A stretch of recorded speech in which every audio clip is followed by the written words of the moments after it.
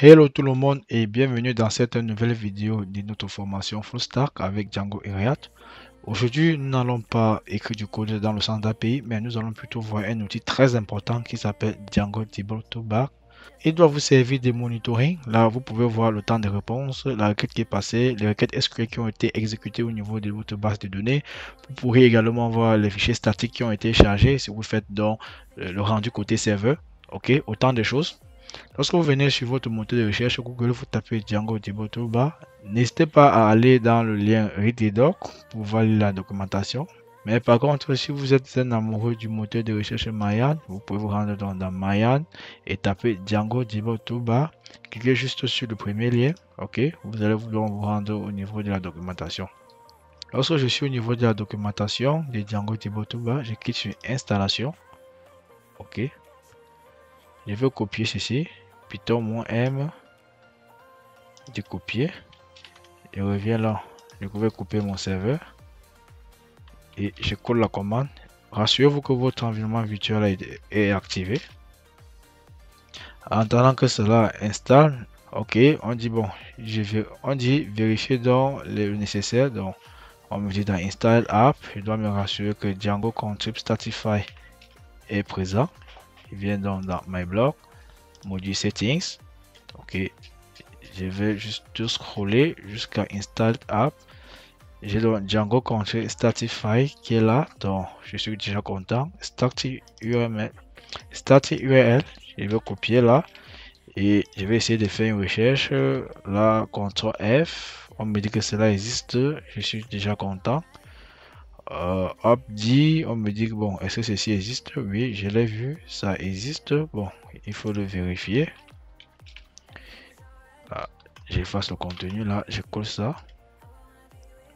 Ok, il est là, app dit true. Ok, je suis encore très content.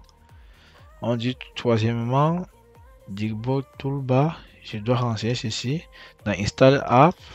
Ok, là, je suis sûr qu'il n'existe pas. Je vais dire Install App.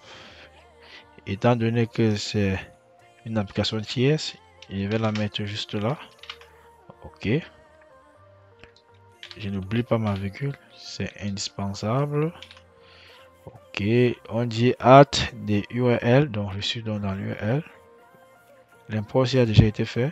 Ok, je vais copier ceci. Ok, je reviens dans URL. Ok, je vais le coller là. Juste après, ou je le colle avant. Bon, je vais le coller avant le reste. Je veux que ceci soit... Bon, je vais coller après. Ok.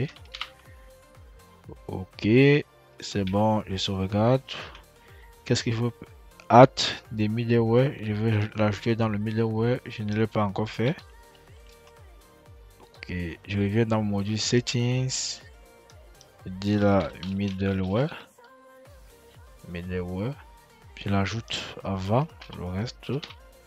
Ok, ma virgule est là. Je sauvegarde. Très content. Je vais mettre un commentaire devant. Je vais mettre là Django Debug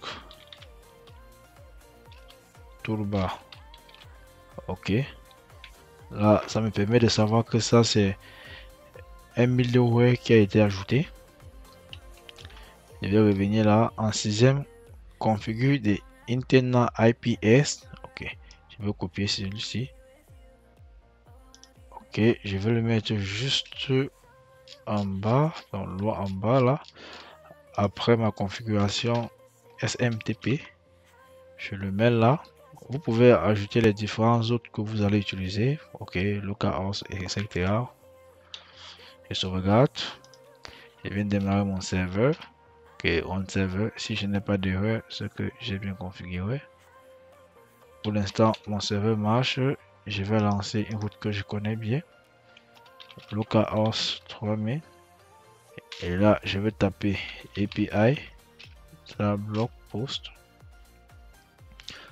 Ça, c'est une requête que je lance pour vérifier. Ok, voilà donc Django Debug Toolbar. Vous pouvez le masquer comme ceci là avec height. Ok, le temps de réponse. Voilà le temps de réponse. Ok. Voilà le header. Vous cliquez là, vous allez voir les entêtes qui ont été passées. Donc, c'est plutôt pratique. SQL, 3 requêtes ont été passées. Donc, il y a cette requête là qui sélectionne les sessions. Ok, bon, je vais pas regarder les sessions. Ça, c'est pour l'authentification. Bon, voilà la requête qui récupère donc la liste de publications. Ça récupère l'ID, catégorie et tout ça. De plus, la table post. Ok, donc c'est plutôt pratique. Voilà le temps de réponse de cela. Waouh, c'est vraiment génial. Les fichiers statiques qui ont été chargés. Voilà ça. Ok. Le template. Voilà le template qui est déchargé. API.html. Vous pouvez également l'utiliser dans l'ancien projet que nous avons fait. Si je reviens là. Ok. Cela doit également fonctionner. Requête SQL. Ok. Ça sélectionne catégorie. Ça sélectionne également blog post. Ok. Authentification. Donc ça part de la table Authentification User. C'est vraiment petit. Je veux le zoomer. Ok. Et ça sélectionne tous les éléments. Fichier statique chargé. Script.js, STJS, ok, ça existe vraiment, donc ça veut dire c'est vraiment trop tôt. C'est la liste de publications, blog post, liste, ok, c'est vraiment génial. Ok. Bon, je vous donne donc rendez-vous dans la prochaine vidéo. N'oubliez pas de vous abonner, de liker, de partager. Ciao.